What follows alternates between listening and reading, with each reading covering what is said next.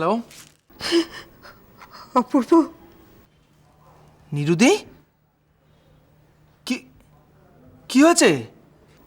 সর্বনাশ হয়ে গেছে অপূর্ব। সর্বনাশ মানে? বাবা নার্সিং হোমে জমি মানুষের টানাটানি চলছে। নার্সিং হোমে? রাতে বাড়িতে দুধ খেয়ে অসুস্থ হয়ে পড়েছিলেন, নার্সিং হোমে নিয়ে যাওয়া হয়েছে। পরে জানা গেছে দুধে বিষ মেশানো ছিল। বিষ? কি বলছিস তুই?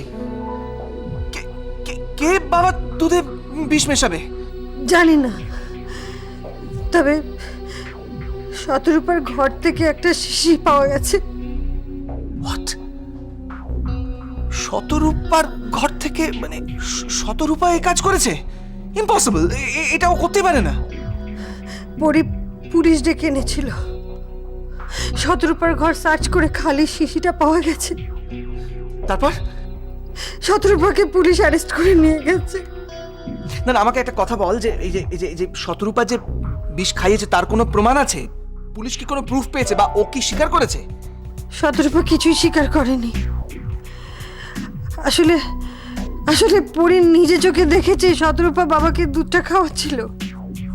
তারপরে বাবা কিরকম অস্থির করছিলেন, শতরূপার উপর সন্দেহ করে পরি পুলিশ ডেকে এনেছিল। আমি এখনো বিশ্বাস করতে পারছি না। শতরূপার সঙ্গে আমার যেটুকু পরিচয় হয়েছে তাতে করে ও কাউকে বিষ খাইয়ে মেরে ফেলতে পারে, এতটা হার্টলেস আমি বিশ্বাস করতে পারছি না। ওকে কোনখানে, মানে কোন থানায় নিয়ে যাওয়া হয়েছে? তুই যে থানায় ছিলি সেই থানায়। ও আচ্ছা, ঠিক আছে, আমি ওর সঙ্গে গিয়ে কথা বলছি। শতরূপার কথা এখন থাক, বাবাকে বোধহয় আর বাঁচানো যাবে না।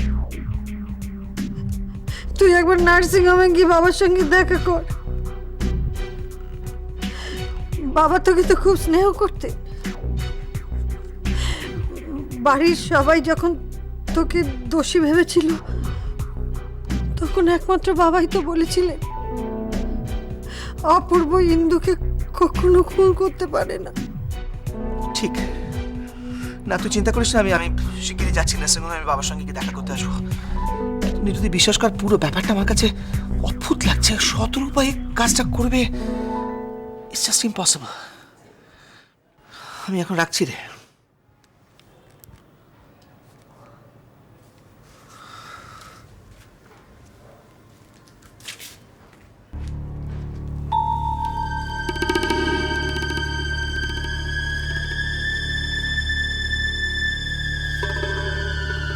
শতরূপা, আর এখনো বিশ্বাস হচ্ছে না। Something must be wrong.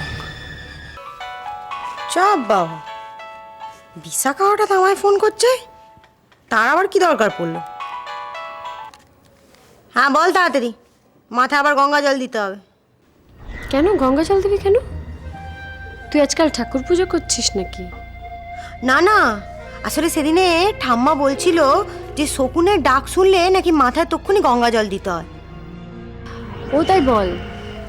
হ্যাঁ ঠিকই বলেছিস অবশ্য, যা সব ঘটছে ওই বাড়িতে এবং তার জন্য যা গন্ধ ছড়াচ্ছে চারদিকে, তাতে অবশ্য শকুনের এসে বাসা বাঁধাটাই স্বাভাবিক। খারাপ লাগে তোর জন্য, দিবি ছিলিস। মাঝখান থেকে কেন যে হঠাৎ ওই বুড়িটা এসে তোর জন্ম পরিচয় নিয়ে এসব কথা বলতে গেল কে জানে। ভাবছিলাম কি জানি তোর জন্ম নিয়ে আবার কোনো গন্ডগোল টন্ডগোল। মানে ওই মুখ সামলে কথা বলবি, আমার সঙ্গে হারামিপনা করলে না জিভটা টেনে ছিঁড়ে দেবো বিশাখা। চড়ছিস কেন? আমি তো কনফার্ম করে কিছু বলিনি। তাছাড়া দেখ, আদিত্যনারায়ণ চৌধুরীও স্বর্গে যেতে বসেছেন। তোর মতো একটা এলেমদার মেয়ে থাকতে ওই বাড়িতে এসব ঘটছে, এসব কি মেনে নেওয়া যায় পড়ি? হ্যাঁ রে মাগি, তোর মানা না মানাতে আমার কি এসে যায় রে? ফোনে পুরুক পুরুক করছিস কেন? সামনে আয় না, সামনে এসে আমার সঙ্গে চোখ রাঙিয়ে কথা বল, তখন দেখবো তোর কত ধানে কত চাল। তোর মাথা ন্যাড়া করে না, এনিওয়েজ ছাড়। চুপ কর। হুকুম আর ঢেকি, কি করতে পারলি তুই? তোরই বাড়িতে বসে বসে তোর দাদুকে বিষ খাইয়ে দিল, কিছুই করতে পারলি না। এখন বেকার ওখানে বসে বসে তুই তর পাচ্ছিস। শোন, আমার বাড়ির ব্যাপারে আমি মাথা ঘামাবো, আমি বুঝে নেব, তোকে কিছু বুঝতে হবে না, বুঝতে পেরেছিস? পরি আমি শালীন শালা, আমার নাম সুদীপ মুখার্জি। ও সুদীপ পিসে, আচ্ছা তোমাকে চিনবো না সুদীপ পিসে? আসলে পৃথিবীর যত 2 নম্বরই মাল আছে না, তাদের সকলকে আমায় চিনে রাখতে হয়। পরে সত্যি তুমি তখন বিশাখার পো ধরে চলছো। তোমার মতন লোক যে এত নিচে নামতে পারে আমি সত্যি কখনো স্বপ্নেও ভাবিনি। শুধু একটা জিনিসই খারাপ লাগে, যেমন ইন্দু পিসি তোমাকে না চিনে তোমার গলায় মালাটা পরিয়ে দিয়েছিল।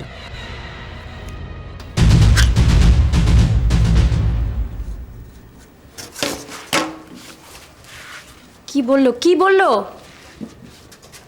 শালা পুরি যা বললো তাতে ওর চিতার আগুনটা আমি দেখতে পাচ্ছি।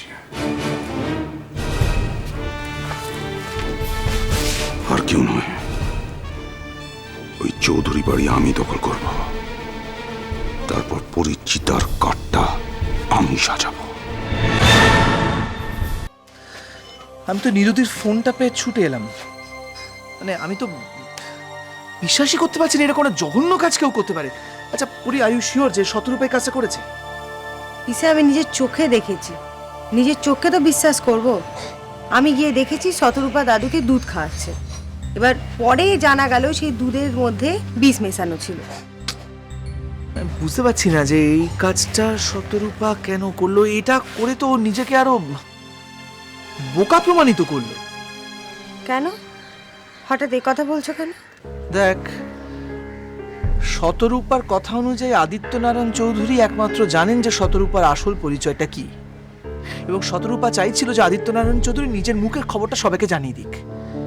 কিন্তু সেক্ষেত্রে আদিত্যনারায়ণ চৌধুরী যদি বেঁচেই না থাকেন, তাহলে সত্যি কথাটা প্রকাশ করবে কে? দেখ, উনি চলে গেলে তোরা যে শতরূপাকে মেনে নিবি না তোর একজন ফ্যামিলি মেম্বার হিসেবে, এটা তো জলের মতো পরিষ্কার। আসলে কি জানো তো, নানা রকম ভাবে মিথ্যে কথাটা ও আমাদেরকে বোঝানোর চেষ্টা করেছিল, আমরা কেউ শুনলাম না। তখন কি করবে? তখন এইসব করে প্রুফ করার চেষ্টা করছে। আসলে রাগলে তো মানুষের বুদ্ধি শুদ্ধি কিছু কাজ করে না, না? দ্যাটস ট্রু, কিন্তু তুই বলছিস বটে শতরূপায় বিষটা খাইয়েছে, কিন্তু সামহাও আমার কিরকম মনে হচ্ছে গল্পটা অন্য কিছু। আচ্ছা তাহলে তুমি বলো তো পিসে, শতরূপার ঘর থেকে বিশেষ শিশিটা কি করে পাওয়া গেল? আর তাছাড়া ও আমাদের সামনে দাদুকে অনেকবার থ্রেট করেছে যে যদি ওর সঙ্গে দাদু সম্পর্কটা মেনে না নেয় দাদু, তাহলে দাদুকে। কাউকে মুখে হুমকি দেওয়াটা সহজ, কিন্তু সত্যি সত্যি খুন করাটা ইটস ভেরি ডিফিকাল্ট। আর দেখ, কেউ যদি শতরূপাকে ফাঁসাতে চায় তাহলে ওই বিশেষ শিশিটা শতরূপার ঘরে লুকিয়ে রাখাটা খুব একটা বড় ব্যাপার নয়। যাকে বাদ দে, বাড়ির সকলে নিশ্চয়ই ভীষণ শকড। হ্যাঁ, এখন একটু ঠিকঠাক, সকলেরই খুব খারাপ সময় গেছে, তবে এখন জ্ঞান এসছে দাদুর, সেটা শুনে একটু স্বস্তি। বাবা যা গেল আমাদের ওপরে। হিন্দুর মৃত্যুর পর থেকে চৌধুরী বাড়ির বিপদ যেন আর কাটতেই চাইছে না। সত্যি কবে যে এই বিপদ কাটবে আমিও চিন্তায় এখন আবার থানা থেকে phone. Hello. Madam, Ghanshyam Pain কইতাছি। ও হ্যাঁ মেজবাবু বলুন। হ্যাঁ, ওই মিস্টার চৌধুরী স্টমাক ওয়াশ কইরা যা পাওয়া গেছিল, ল্যাব থেকে রিপোর্ট আইছে।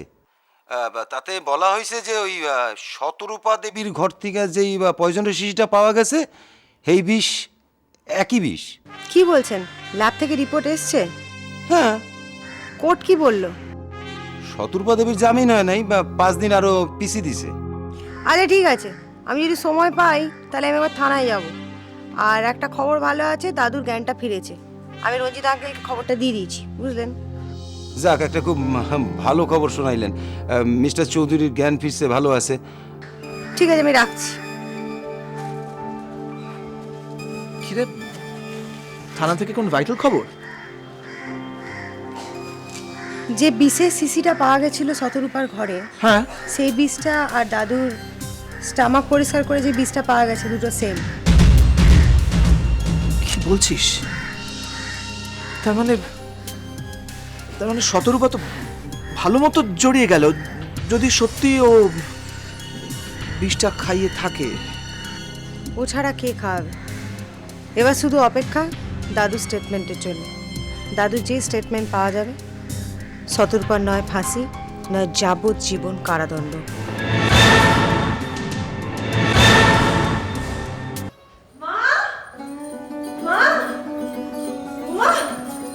মা মা রাধা মাধব মুখ তুলে চেয়েছেন।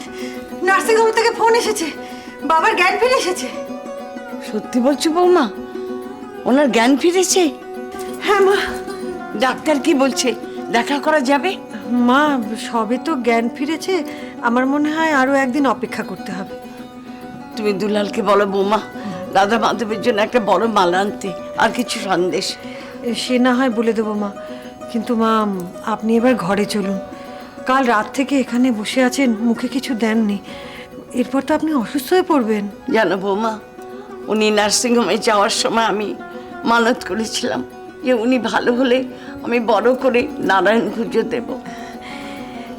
ঠিক আছে মা, আপনি যেমন বলবেন তেমনই হবে। ঠাকুর, ঠাকুর তুমি পাষাণ নাও ঠাকুর, তুমি ভক্তের ভগবান, ভক্তের ভগবান।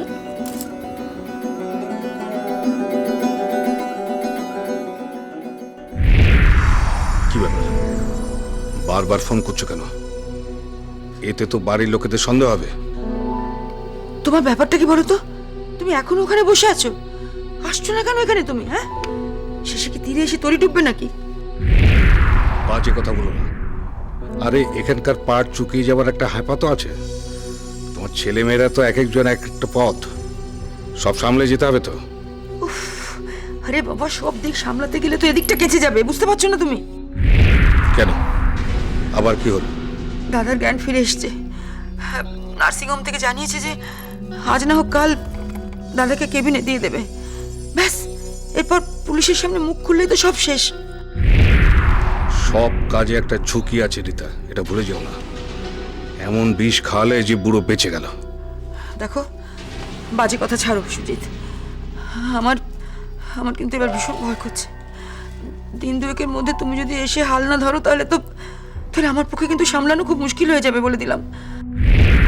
ঠিক আছে, এর মধ্যেই আমি পৌঁছে যাচ্ছি। একবার তোমার দাদার সামনে গিয়ে দাঁড়ালে দেখবে বুড়ো কেমন চুপসে যায়। থামো তো, সে কবে থেকে একই ডায়লগ ঝেড়ে যাচ্ছ, কাজের কাজ তো কিছু হচ্ছে না। একটা কথা মনে রেখো, আমি যদি ফেঁসে যাই না, আমি কিন্তু তোমাকেও। রীতা, আমাকে ভয় দেখাবার চেষ্টা করো না। যা বলছি শোনো, সবার সঙ্গে মিলেমিশে থাকার চেষ্টা করো। আমি আসছি।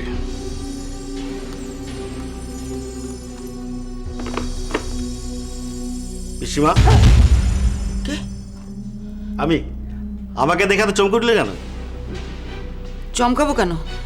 ইয়ে, তুই, আচ্ছা দুলাল, তুই সবসময় পেছনে এসে দাঁড়াস কেন? পেছন থেকে কথা বলিস, সামনে এসে কথা বলতে পারিস না?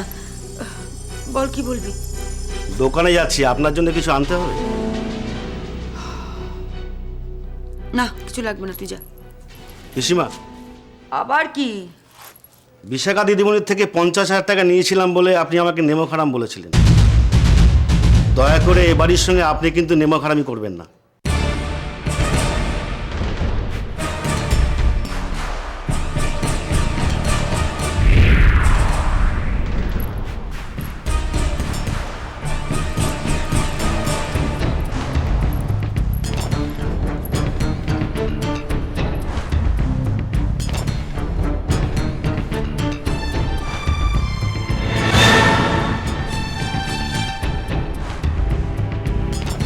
দুলালটার বড্ড বার বেড়েছে,